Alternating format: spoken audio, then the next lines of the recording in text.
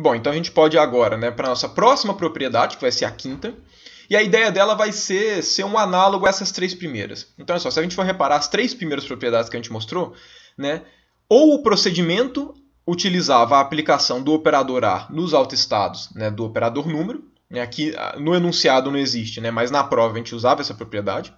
E a segunda e a terceira diziam respeito à aplicação do A nesses autoestados, certo? Do operador número. Agora, tanto a nossa quinta quanto a nossa sexta propriedade vão dizer respeito a aplicações do ADAGER no autoestado do operador número. Né? Porque a gente sabe, esses dois operadores vão ser onipresentes, eles têm um significado muito importante. Então, se a gente teve propriedades mostrando a atuação do A nesses autoestados, agora a gente também tem que mostrar as propriedades do ADAGER aplicado nesses estados, ok? Pois bem, a quinta propriedade nos diz que o ADAGER aplicado a qualquer autoestado do operador número nunca zera. Isso aqui entra, esse tipo de propriedade, por exemplo, não existe no caso do operador A, porque a gente viu que o operador A aplicado a um 0j é igual a zero. Ou seja, existe um autoestado, que é aquele com alto valor igual a zero, que quando A aplica nele dá zero.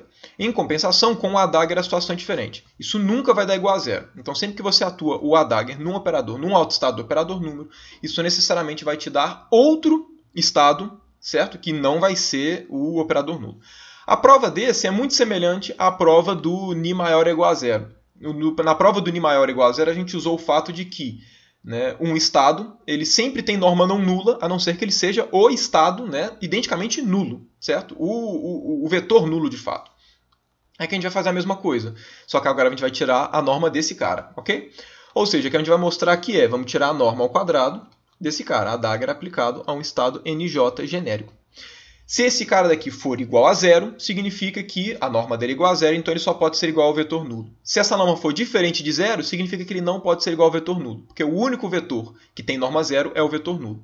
Como é que é diferente de zero? O que a gente vai mostrar é que esse cara daqui, o que a gente tem que mostrar é que esse cara daqui é sempre maior do que zero, ok? A princípio, como isso é uma norma, a princípio, sempre tem que ser maior ou igual a zero, ok? Então, por definição de norma, por mais que nesse caso aqui seja uma desigualdade, mas na nossa prova, como isso é uma norma ao quadrado, a gente não sabe quanto isso dá a princípio, a gente tem que falar que isso é maior ou igual a zero, ok? Então, o que a gente faz? Definição de norma ao quadrado. Como é que vai ser o BRA correspondente a esse estado? Vai ser nij em forma de BRA e agora o conjugado hermitiano do operador. Lembrando, A e ADAGER, né, os operadores A, eles não são autoadjuntos, então não seria simplesmente repeti-los. Então, a gente tem que colocar aqui como A. Então, aqui a gente tem A, aí agora repete o operador. ADAGER, nij. Isso aqui é não negativo, ok? Olha só, esse cara daqui é quase o operador número. A questão é que o operador número é ADAGER A e não A ADAGER. Então, o que a gente faz? A gente usa o fato de que o comutador, a gente já pegou esse resultado, certo? De que o comutador de A com ADAGER é quanto? Vale 1. A gente vai usar esse fato. Ou seja, para a própria definição do comutador, a gente tem que A ADAGER menos ADAGER A é igual a 1. Como esse cara daqui é exatamente a definição do nosso operador número, a gente chega na conclusão de que o nosso A ADAGER, que é exatamente o cara que aparece aqui no meio, tem que ser igual ao operador número mais 1. A gente já fez essa conta anteriormente, né, quando a gente passou a escrever o nosso operador hamiltoniano no início, né, não sei se você se recorda, só voltar algumas aulas. Quando a gente escreveu o nosso operador hamiltoniano do oscilador harmônico, ele estava escrito em termos do A ADAGER. E eu usei essa relação para escrever em termos do ADAGER A, exatamente para aparecer o operador número, né, que aí o menos meio virou mais meio. Mas enfim, aqui então, né, o que a gente tem de resultado vai ser que nij, né, aqui sanduichado com operador número mais 1, nij, isso aqui é maior ou igual a zero. Agora olha só, 1 aplicado em nj vai dar 1 vezes o nj. E o operador número aplicado no nj vai dar o quanto? Vai dar alto valor, que é o n, vezes o nj. Então, esse cara daqui é igual a quanto? N mais 1, nj, nj. Isso aqui é maior ou igual a zero. Agora, a gente sabe que esse cara daqui não é igual a zero, ok? Diferente de zero. Por consequência, além disso, nós sabemos que os autoestados são sempre maiores ou iguais a zero. Então, esse cara daqui também nunca é igual a zero. Se esse módulo ao quadrado daqui ele é o produto de duas parcelas e cada uma delas não é zero, significa que esse módulo daqui ele não pode ser igual. Ou seja, esse cara daqui está errado. Então significa que essa norma ela é estritamente maior que zero. Se ela é estritamente maior que zero, então significa que esse cara daqui não pode ser o vetor nulo. Porque se fosse o vetor nulo, né, se pudesse ser o vetor nulo, a igualdade também deveria ser permitida. Então, como essa norma é estritamente maior do que zero, a gente conclui que esse cara daqui não pode ser o vetor nulo, por consequência, não pode ser igual a zero, que é exatamente a nossa quinta propriedade. Se a gente for pegar uma das nossas propriedades anteriores, né, a nossa terceira, para ser mais específico, a gente tinha que o A aplicado num ket N continuava sendo um autoestado do operador número, né, só que reduzia uma unidade. De forma análoga, a gente vai ter uma propriedade para o A-dagger. Então, né, como a gente vai mostrar, a gente pode então para a nossa sexta propriedade. Ela nos diz que a dagger aplicado ao ket N é um autovetor do operador número, assim como era a aplicação do A nesse estado, certo? Porém aqui com alto valor N mais 1. Ou seja, se a aplicação do A nos autoestados de N continuavam sendo autoestados, porém com o alto valor em uma unidade subtraída, a aplicação do A-dagger também vai continuar sendo um autovetor do operador número, né? Porém com o alto valor somado mais 1. Perceba que, né, quando a gente foi mostrar as propriedades do A aplicado ao estado, a gente teve que mostrar tanto do A aplicado a um estado genérico, quanto do A aplicado ao estado com zero. Por quê? Porque esses caras aqui seguiam uma tendência de sempre reduzir uma unidade e a do zero dava zero. E como a gente viu, esse cara daqui, né, ele era mais uma relação de consistência para poder mostrar que esses caras inteiros realmente eram soluções. Nesse caso, a gente não vai precisar, né, no caso da atuação do A-dagger no nosso estado N, a gente não vai precisar de uma propriedade separada para a atuação do zero. Porque perceba, se a gente colocar N igual a zero, vai falar que esse cara tem alto valor 1. E, de fato, isso não gera nenhuma inconsistência. Isso geraria, no caso, de quando você reduz uma unidade. Porque se você tem alto valor 0 e você reduz uma unidade, você teria um alto valor não permitido. Então, aqui, o n igual a 0 também é embarcado, porque não existe nenhuma contradição até então, né, por conta desse cara. E o comportamento do A-dagger aplicado ao zero realmente é exatamente igual de qualquer outro alto valor, ok? A relação é análoga à que a gente mostrou, né, para a atuação do A no ket N continuar sendo um autoestado. Então, se o A-dagger aplicado a esse NJ for um autoestado do operador número com alto valor n mais 1, e o que isso significa? Significa que se a gente pega e aplica o operador número nesse cara, isso aqui vai ter que ser igual a quanto? Vai ter que ser igual a n mais 1, que multiplica A-dagger NJ. A gente tem que chegar nessa expressão para poder, né, confirmar essa afirmação. As duas estão escritas a mesma coisa.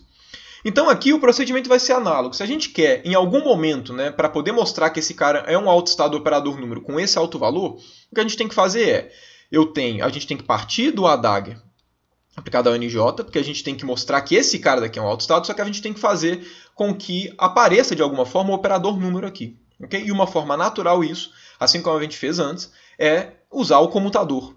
Né? A gente viu, né, a gente mostrou nas relações de comutação, que o operador número, né, o comutador dele com o A-dagger vai dar quanto? Vai dar o próprio A-dagger.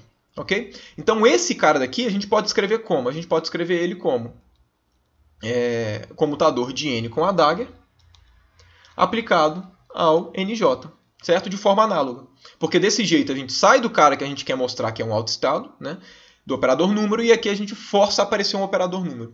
Então, ó, aqui vai ser N A-dagger menos A-dagger N aplicado ao estado NJ.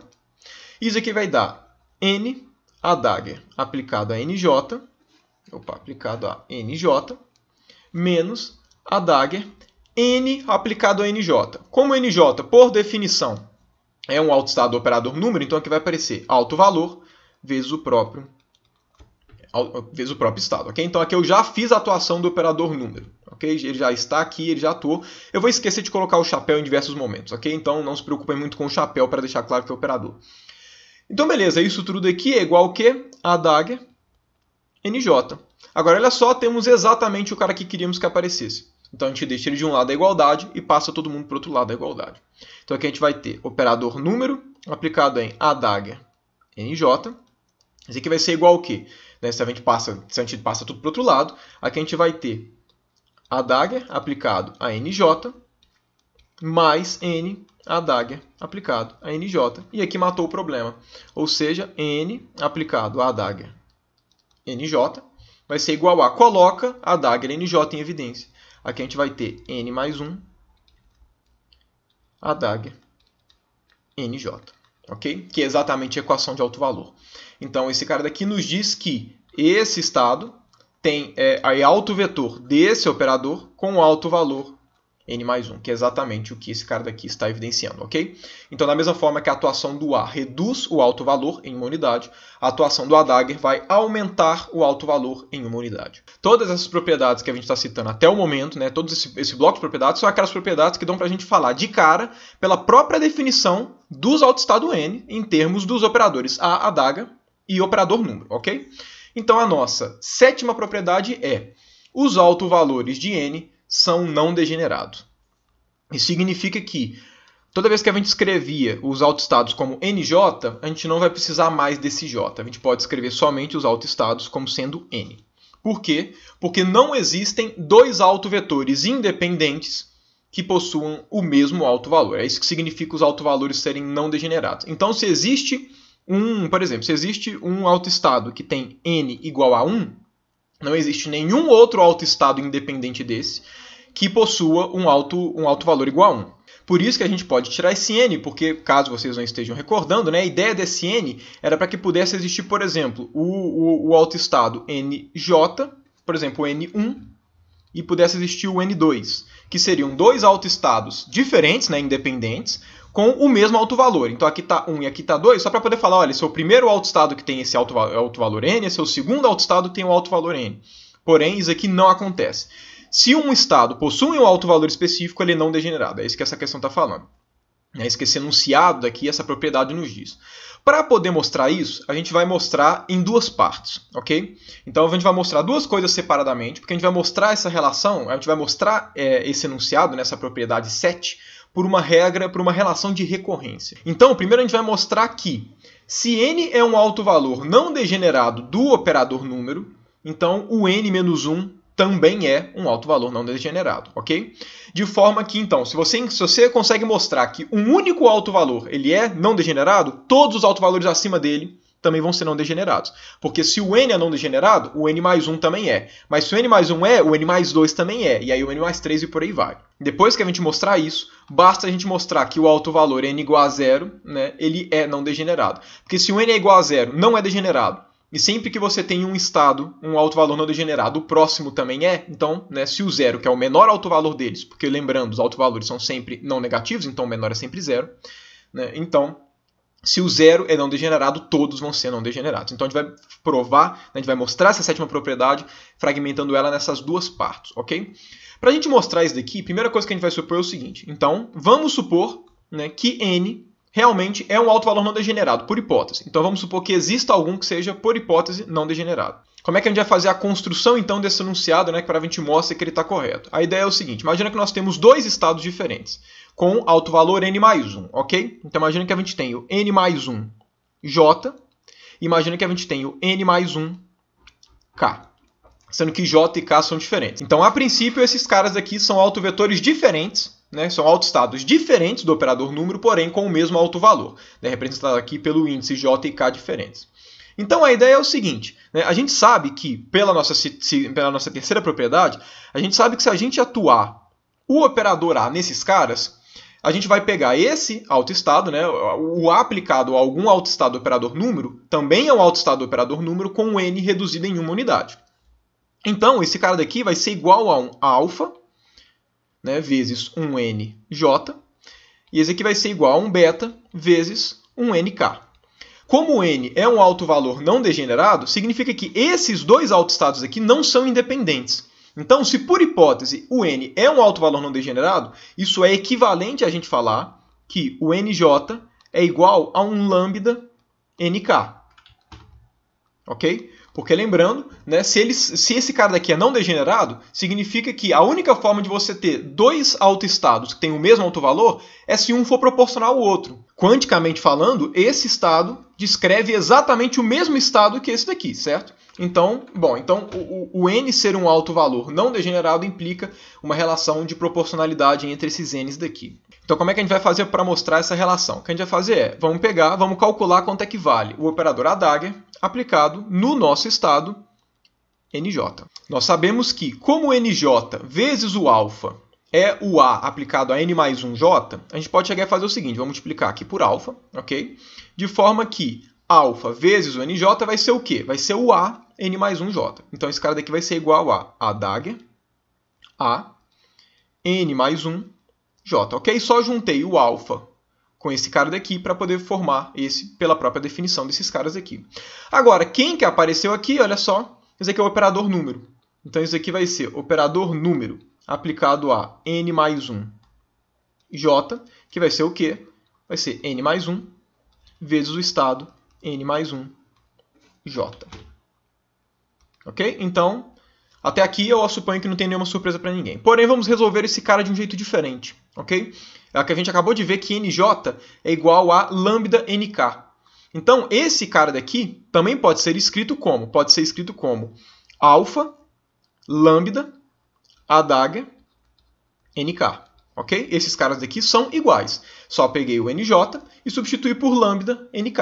Agora, quem que é nk? nk é esse termo aqui da igualdade dividido por beta. Então, se a gente faz isso daqui, olha, divide por beta, multiplica por beta, aqui a gente tem exatamente esse termo daqui, ok? Então, esse cara daqui, né, vai ser igual a alfa lambda dividido por beta, a dagger. Aí agora a gente pode substituir por a, que multiplica n mais 1, k, ok? Quem que apareceu aqui? Olha só que maravilha, operador número. O operador número aplicado ao n mais 1k vai dar n mais 1 vezes o operador, né, n mais 1k.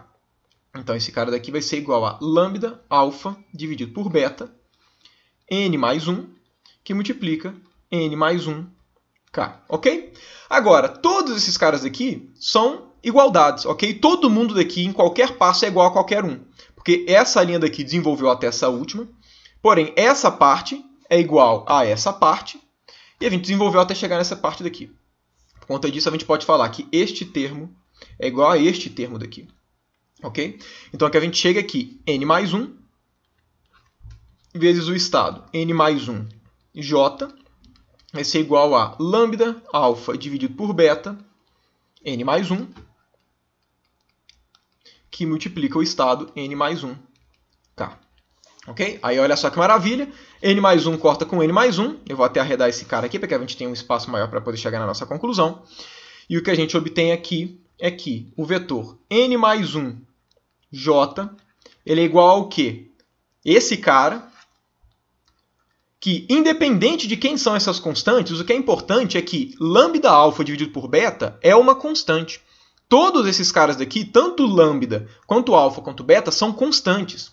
Então, quando a gente chega nessa conclusão daqui, o que a gente chega é que o estado n mais 1j é proporcional ao n mais 1k. Ok? Porque esse cara daqui é uma constante. Se esses caras são proporcionais, significa que eles não são independentes. Então, significa que esses caras daqui não são autovetores, né, pelo menos fisicamente falando, distintos. Okay? Se eles são dependentes, né, se um difere do outro, né, se dois autoestados com o mesmo autovalor diferem somente por uma constante que multiplica um estado do outro, então esse autoestado é não degenerado. Para um estado ser considerado degenerado, você precisa de dois autovetores independentes com o mesmo autovalor. Certo? Tanto é que, por hipótese, a gente usou, né, o fato de que o n é um autovalor não degenerado, falando que eles são proporcionais. Então, se esse cara daqui corresponde ao n ser não degenerado por hipótese, a gente chegou na mesma relação para o n mais 1. Ou seja, se essa relação é válida para n, ou seja, se n é um autovalor não degenerado, a mesma relação vale por n mais 1. Então, n mais 1 também é um autovalor não degenerado. Então, dado que a gente tem um degenerado, o próximo também é não degenerado. Ok? Então, o que a gente tem que mostrar agora, né, para poder mostrar... Essa primeira parte foi provada, então. Para a gente poder chegar na conclusão de que os autovalores do operador número são não degenerados, a gente tem que mostrar que o autovalor 0 é não degenerado. Porque aí o 1 também vai ser não degenerado, aí por consequência o 2 também. Esse cara daqui vai fazer com que todos sejam, ok? Uma ideia de fazer uma construção aqui por recorrência. Então o que a gente tem que mostrar agora é que o autovalor n igual a 0 do operador número, ele é não degenerado. Para poder mostrar isso, o que a gente vai fazer é o seguinte, né? A gente tem aqui o nosso estado 0j. Então temos aqui o nosso estado com n igual a 0.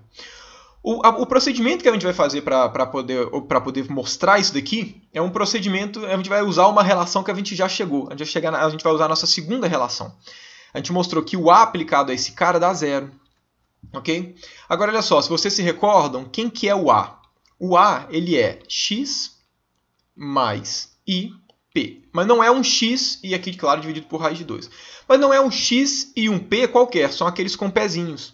Certo? Esse cara daqui vai ser igual a 1 sobre raiz de 2 vezes raiz de m ômega sobre h barra vezes o nosso operador x, certo? Se você pegar a definição aqui do x com pezinho, se você voltar nas aulas anteriores, mais i, que divide mh barra ômega dentro da raiz, operador p. Ok? Então, nós temos que esse cara daqui, ok? Esse cara, aplicado no 0j, isso aqui vai ter que ser igual a quanto? Vai ter que ser igual a 0, ok? Como esse cara tudo é igual a 0, vamos lá. A gente pode simplificar um pouquinho o jogo aqui, olha. Tira o 1 sobre raiz de 2. Repara que os dois têm um h barra no denominador, então a gente pode excluir esse h barra. Enfim, a gente pode melhorar um pouquinho essa expressão. Se a gente multiplica os dois lados por menos i raiz de m ômega, só para poder deixar essa expressão de uma forma mais bonita, né? Então, menos i raiz de m ômega. O que vai acontecer? Esse raiz de m ômega vai juntar com esse raiz de m ômega, vai formar simplesmente um m ômega. Vai cortar com m ômega aqui, então aqui o fator some, né, e o p só vai ser acompanhado pelo i. Menos i com i vai dar menos i ao quadrado, que é 1. Ou seja, no final de contas, o que a gente vai obter é operador momento menos mi, m ômega, operador x, aplicado ao 0j, é igual a 0, ok? A gente tem essa expressão daqui. Agora, como é que a gente vai usar esse cara para poder mostrar que o n igual a 0 ele é não degenerado? O que a gente vai fazer para mostrar isso é o seguinte, né? Deixa eu colocar isso aqui que a gente vai precisar. A gente vai tentar descobrir qual que é a função de onda desse cara, ok? A gente vai escrever esse cara em uma representação específica, que é na base do espaço de posição. Se esse cara todo aqui é igual a 0, então, se eu sanduíche todo mundo por x, isso daqui também tem que ser igual a 0, ok? E lembrando, quando eu coloco no x, o que eu estou fazendo é, como é que é a atuação desse cara aqui na base de posição? Como é que é a atuação desse cara nesse estado na base de posição, ok? Relembrando ali a nossa relação entre a parte com notação de Dirac e a parte de função de onda, certo? Então, olha só, quais são as definições que a gente vai usar, né, quando a gente coloca esse sanduíche? Quais são as assimilações que a gente tem? Então, é o seguinte, primeira coisa, x atuado nesse 0j é o quê? É a função de onda no espaço de posição que corresponde exatamente ao estado fundamental do nosso oscilador harmônico, que é aquele com n igual a 0, que é o menor deles. Estou falando de estado fundamental, porque se a gente for lembrar da energia, o n igual a 0 é o que tem a menor energia, que a gente chama de estado fundamental. Então, esse cara daqui eu vou chamar de φ0j de x, ok? É o φ0, ou seja, é a função de onda. É comum a gente usar φ ao invés de ψ no contexto do oscilador harmônico, mas isso é só notação. E o j aqui, né, para poder diferenciar, porque a princípio poderiam existir, estados degenerados, né, com estados diferentes, independentes, com o mesmo alto valor, certo? Que seria o zero. Por isso que eu estou colocando esse j para poder falar que poderia ter mais de um tipo de função que seria a solução disso, ok? Além disso, a gente viu que quando aparece, por exemplo, x, p atuado em 0j, isso aqui é por definição o quê? A atuação do operador momento na função de onda, né, correspondente aqui à posição. Voltando em aulas anteriores nossas, a gente sabe que isso aqui é menos i h barra derivada desse φ0j, né, com relação a x. E de forma análoga, né, se a gente pega x e aqui x0j, né, isso aqui vai ser x vezes o próprio φ0j, ok? Dado isso, a gente vai obter uma equação diferencial, basicamente, para poder resolver esse problema, ok? Então, olha só, né, aqui a gente tem, então, o operador P nesse cara, ok? Então vai aparecer menos i h barra derivada de φ0j com relação a x, certo? Que vai ser esse primeiro termo, menos i m ômega, aí agora x atuando nesse cara, que vai ser simplesmente x φ0j, isso aqui é igual a 0, ok? Aí o que a gente faz? Vamos dar uma simplificada, né? Multiplica ambos os lados por menos 1, para poder ficar mais simpático, né? A gente pode cortar esse i de todo mundo. a gente pode dividir ambos os lados por h barra, então aqui vai ficar um h barra. E aqui a gente pode trocar essa derivada parcial por uma derivada total. Por quê? Porque esses 0j, não sei se vocês se recordam, né, mas as definições dele, em termos da hamiltoniana, certo? A gente tinha como definição, né, que o n aplicado no nj, no estado do nj, vai ser n vezes o nj. Mas a gente também tinha a mesma ideia na aplicação, né? A gente tinha que esses caras daqui eram iguais a En, Nj. E lembrando, né, quando a gente escreve a equação de Schrödinger desse jeito, né, em termos dos seus autovalores, esses caras daqui, a gente está pegando os autoestados independentes do tempo. Né, os caras que ainda vão ser evoluídos no tempo colocando a fase. Então essa função de onda que corresponde a esse cara daqui, da forma que a gente está construindo, ele não é a função de onda completa. Ele não é a função de onda que possui a dependência temporal. A dependência temporal ela é feita como? Com base nessas energias, a gente acrescentando as fases locais. Mas esse cara daqui, por enquanto, é uma função que só depende da posição, certo? A gente está pegando as autofunções do oscilador harmônico. Então essa derivada parcial, como o φ só depende de x, a derivada parcial a gente pode escrever como uma derivada normal. Então aqui a gente obtém que derivada de φ0j em relação a x mais m ômega sobre h barra x vezes a nossa função de onda, isso aqui é igual a zero. Ajeitando essa equação daqui, né, ou seja, vamos passar esse segundo termo para o outro lado da igualdade, então aqui a gente tem que a derivada com relação a x vai ser menos esse cara daqui. Agora olha só essa equação, se vocês se lembrarem das aulinhas de equações diferenciais, é uma equação diferencial de primeira ordem, linear, separável. Então a solução dela é obtida muito facilmente até. Passa tudo que tem x para o lado direito, tudo que tem φ para o lado esquerdo. A gente vai obter aqui que d φ0j sobre φ0j vai ser igual a menos m ômega sobre h barra x dx. O que evidencia o caráter separável dela. E o que a gente faz agora? Vamos integrar esses caras de ambos os lados. Ok? A gente vai integrar quanto? De x igual a zero até um x qualquer. Até um x, né? Enfim, um x arbitrário. Enquanto aqui a gente vai fazer a mesma coisa. A gente integra de x igual a zero até um x qualquer, ok? Vamos primeiro calcular esse segundo lado da igualdade, que é muito mais fácil. Integral de x dx dá x2 sobre 2. Aplicado de 0 até x, vai dar simplesmente x2 sobre 2, ok? Então esse lado da igualdade daqui, ele vai dar menos m ômega sobre h barra x2, é que eu vou colocar o 2 aqui, né, nesse denominador daqui do m ômega sobre h barra. Agora, aqui nós temos, né, a nossa integração está sendo feita em φ de 1 sobre φ. Isso é igual a quanto? Isso aqui é igual a ln de φ, certo? Avaliado em um ponto x qualquer, menos, né, num ponto x igual a zero. Então, aqui, peraí, dividido por φj0 de zero. Aqui eu estou usando já aquela propriedade de que a subtração de logaritmos é igual ao logaritmo da razão, ok? Então, log de φ0j de x, né, dividido por φ0j de zero é a mesma coisa de log do de cima menos log do de baixo, ok? Usando as propriedades de logaritmo. Exponenciando os dois lados, né, a gente vai obter aqui que a nossa função de onda φ0j de x, né, correspondente aqui aos nossos estados, né, aos nossos possíveis estados com alto valor e zero, né, a nossa função de onda aqui, vai ser o quê? Vai ser o nosso φ0j, né, avaliado em zero, né, que vai ser, tirando a exponencial, que vai ficar só essa subtração, vai ficar só essa razão, passa o denominador para o outro lado multiplicando, e esse cara daqui, né, exponenciado, vai ficar uma exponencial de menos m ômega sobre 2h barra x quadrado. Esse cara daqui, né, a gente já está até adiantando uma das próximas aulas, que a gente vai obter as funções de onda todas do oscilador harmônico. O que essa equação daqui está falando? O que essa equação está falando é que as soluções de função de onda, ou seja, as soluções do oscilador harmônico quântico com alto valor zero, elas são o quê? Uma constante multiplicativa vezes essa exponencial. Existir essa constante multiplicativa significa que existem mais do que uma solução de φ0. Ou seja, a gente poderia falar que existe um φ01, um φ02, um φ03, que são o quê? A primeira, um tipo de solução com n igual a zero, outro tipo de solução com n igual a zero, né, que é o significado do J. Né? Lembrando, o índice aqui de cima fala a respeito, né, das possíveis soluções diferentes com o mesmo alto valor que está aqui embaixo, que seria o zero.